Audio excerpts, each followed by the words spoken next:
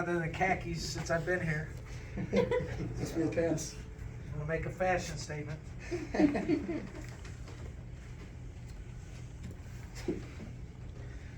Well, I guess we're not dead yet.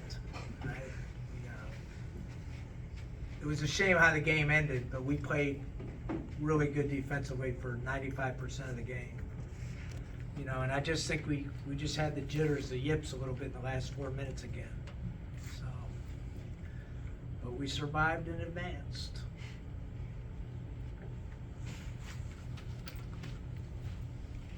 Coach, I'm just without box score watching, just give you some stats on the game offensively for you guys. You shot 31% from the field, 17 to 30 from the free throw line, 15 turnovers to just 11 assists, and not a single double-digit score. And without Day, Jimmy Clark was just 2 and 9 from the field.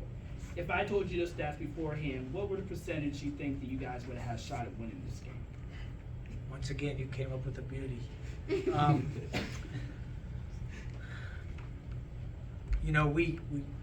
We played good defense really with this group, this particular group, because we knew we weren't going to outlast them in a finesseful game. We just don't score enough right now to win games like that. So we have to win games like this. Sometimes they're pretty high powered offensively. We did an unbelievable job on Venning. Dixon did a really good job of limiting his touches, and then when he did get it, we doubled him. And they didn't throw out the double team very well. So I thought defensively we won the game. We certainly didn't do much offensively, but that's kind of how it's been for us. So to answer your question, it's kind of like the game was last year. Remember the one here? It was almost identical in a lot of ways. It was like a mud wrestling. Nobody could get out of their own way. But if you play good defense every night, you have a chance. We certainly did a great job at the 3 line. I think if you look at their numbers, you probably know them better than me, but they're a pretty high-level 3-point shooting team, and they really didn't hurt us from the 3 line. Now, when we play Jakob and Matoush and even Jake, we're a little bit bigger, so that contested threes become a little bit better for us. I know you probably would have wanted a guy who scored in the double digits, but when you look at it this way, you had 9 out of 10 of your players contribute offensively, score a point, I should say. How beneficial is it to see contributions from top to bottom, especially this point in the season? Well, I think 2 things. It reminds me a little bit of the beginning of last year when Tevin Brewer was hurt and we had to play McGriff and Matoush at the point spot. So while certainly we missed Day, it has developed our bench. And DeMichael, he didn't do that much offensively, but he guarded, and Jakob guarded, and Matoush guarded, and we had to win a different kind of way. And we have to get better on offense. There's no question about that. But we really took a 15-point lead into the last 4 or 5 minutes and tried to make it a nightmare. So if you take the last 4 minutes out of it, we were pretty good. Coach, what's keyed your confidence in playing Horonsky in some big minutes late in the last 2 games here? Well, ever since he's been here, I always thought he was a good player. I think he has some confidence issues at times. Like even tonight, I thought he should have flung the 3 late in the game with the shot clock coming down. But he's a talented guy. He's 6'8", he can handle the ball a little bit, he can pass it, he knows how to play, he can shoot the ball.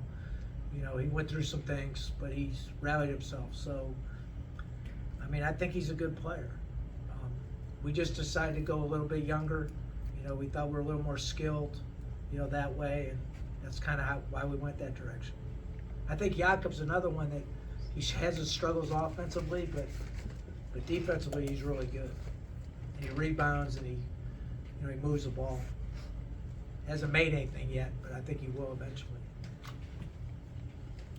Coach, you mentioned that you've been playing pretty good defense, and that's what you're trying to hang your hat on now with not scoring as many points. But is this the most tenacious defensive effort maybe that you've had from a team here?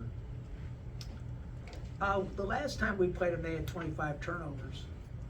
I don't know if you guys remember that. So it was very similar in the first half, man. They were throwing it all over the place. And you know, if you look at the stat sheet, which we look pretty carefully at, you know, Bennett came in, I think, 11 assists, 41 turnovers. So we knew we had to get pressure on him. Because, you know, he has nights where he's hard, because he's a horse in there. So we just decided that we were going to double, and if we couldn't get to the double team, then we were going to, as soon as he put it down, we were going to come in there and try to rip them all out. So to answer your question, it was a good performance. I don't know if it's the best, but it was one of the better ones. I mean, look, you're talking about, if you ask most of the coaches in this league, right, they say Mark Schmidt is an offensive guru, right? He's got 1 million plays, 1 million sets. You know, he's coached a long time. He's made Bonaventure into a consistent winner in this league. You know, a contender every single year in this league. So if you hold them to 50, you did a hell of a job. And really, if you take the last 4 minutes out, we held them really to 40. So we did a really good job. Now, part of it was self-inflicted. You know, they didn't have their normal night. But, you know, we had a lot to do with it, I think. Keith, you said survive in advance. Kareem said, look out now. We've got that one. What kept you guys going, and what do you think this win could do for this group? It's another hard thing. So emotional well-being in sports is important, you know, and you could see we were a little fragile at the end of this game. But the good thing is emotionally, these guys have never quit. And think about it, we lost two games in a row by 2 that we should have won both games, or for sure the Richmond game, right? And you know, we can go back to Santa Clara up, you know, with 3.5 minutes to play. We've had our issues, right? And then you don't have your leading scorer, but I'm just happy for them, because emotionally it's hard to bring them back every single day when you lose close games. You know, anybody that played knows that, but it's a tribute to their character that they just kept battling. And you know, I don't know if you guys, Tristan probably knows it, but if you look at the Ken Pom, we've played the 56th hardest schedule in the country, unless I read it wrong. So like we played the best teams in this league, you know, other than maybe VCU and a couple. The whole league's pretty solid, but we played the top half of the league. And then we played people like Princeton and Bradley and UC Irvine and Nebraska. Like we played a pretty hard schedule. And then we got hit in the mouth. You know, we just didn't win. I didn't think we were bad, but we just didn't win. So emotional well-being will help us. Now we got to continue to win. You know, and Fordham is one of the weirdest teams in the league because of the way they play. They junk it up defensively. So, and Chicago State's actually pretty good if you really analyze like their roster. So we've got our work cut out for us, but at least we hung in there. So, you know, this is a funny team. Like if we can make progress and get better, you know, we can make a run at this thing at the end of the year. Now, if we can't build any momentum and we're choppy, then that becomes difficult. So it could be a good thing for us, but we'll see what happens in the next couple weeks. It seemed like today, offensively, you guys were sort of creating these more unique shot opportunities, whether that's Matoush moving around, end up with 4 assists, or Trey looked like he was doing pretty solid in the post. Was that maybe exploiting matchups, or you guys really adapting to create points without having Day-Day in the lineup and Jimmy having an off night? Well, I mean, I think we're better offensively than we've played. We haven't shot the ball well at all. And I think if you look at Ken Pom on the offense, we're the worst offensive team in the league.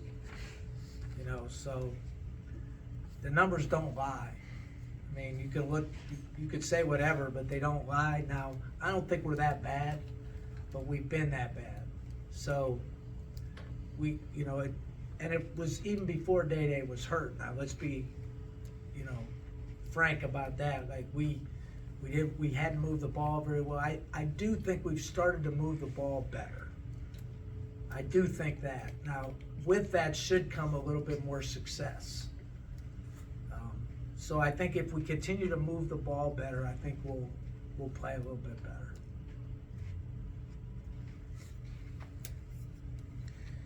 At least Keith, it matches tonight, Zach. love you too, Keith. My question's about Fusini. Just obviously showed a little bit at Joe's, showed some sparks, showed some really good pivotal rebounds. Just is maybe some of that cohesiveness back, and how can that confidence propel him forward? Well, the Dramas play hard now. They're going to play hard. Fusini plays hard, and if you look at his numbers over the years, again, I'm talking a lot about numbers, he's been a high-level rebounder his whole career. So, he's got to handle the ball better. He's got to make free throws, but he's a competitor. And you can see him starting to play a little bit better again. It's a hard situation because his brother's not playing. Like, anybody would react hard. It's a difficult thing. We decided to go with the other younger guys, and he's playing and his brother's not playing. So you have to feel for him. I'm sure it's affected him. And now he just, he's done a good job. I thought he went and got the ball tonight. Coach, earlier you said you feel like you're a little more skilled when playing the younger guys. Could you have anticipated that, knowing how many graduate students you brought in this year? So most of my career I've won with high school guys, very few transfers, guys that have been in the program 3, 4, 5 years. So those younger guys like Jakob, Jake DeMichael, Matouche, they're skilled guys. They got good brains. They make some mistakes. Obviously Jake threw one away tonight, but one thing about Jake, he's going to compete.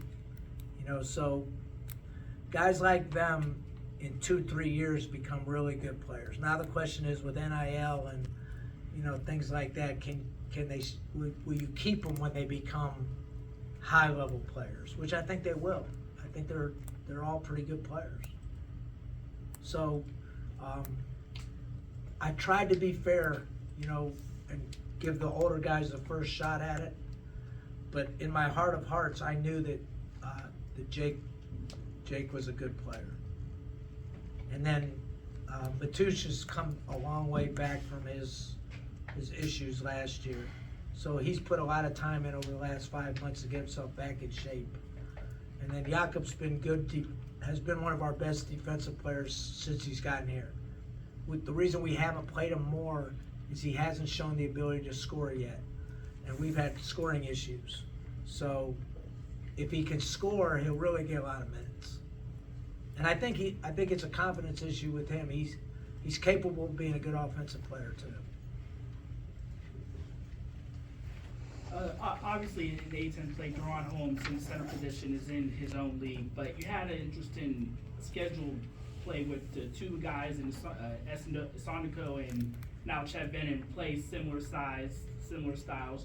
What did you learn from Saturday's game against St. Joe's that you was able to sort of scout and have a game plan against Chad Bennett, who leads Bonnie's in scoring? That worked out successfully.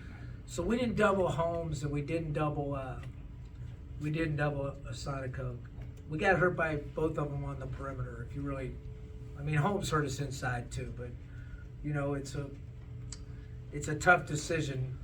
Again, I didn't see the Rhode Island game, Dayton-Rhode Island game, but my gut is they probably doubled Holmes. And the reason I say that, I think they made like 1 million threes in that game. And so it's a pick your poison type of deal. And then Sondiko is, I'd say he's more of a perimeter 5-man than he is a post-up 5, but he's humongous.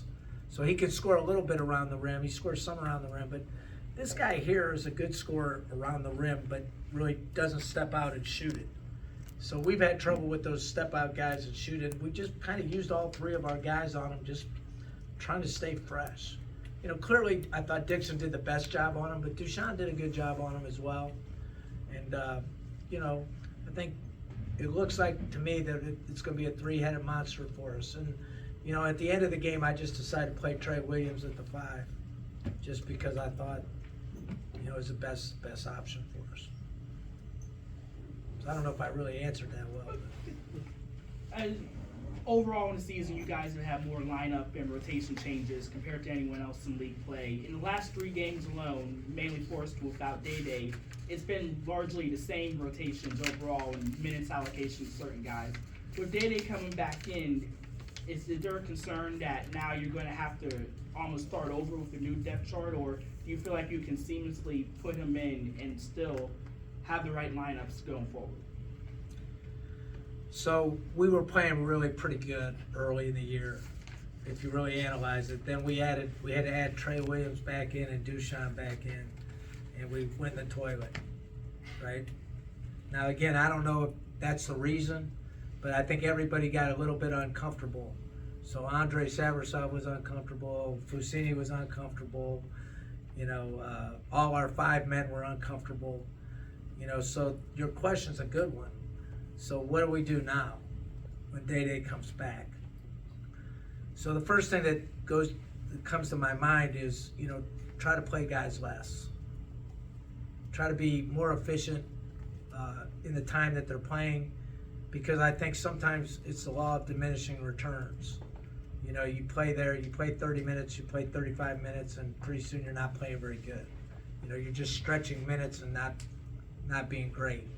And then we got to see how it affects us defensively, because, I think even tonight we cut Kareem back a little bit, right? He only played 24 minutes, even without Day. So when you play Day, Kareem, and Jimmy Clark, you're tiny. When you play Jimmy, Matoush, and Jakob, or Jake, you're much bigger. So is that the reason why our 3-point defensive numbers have improved? Or is it happenstance, or what?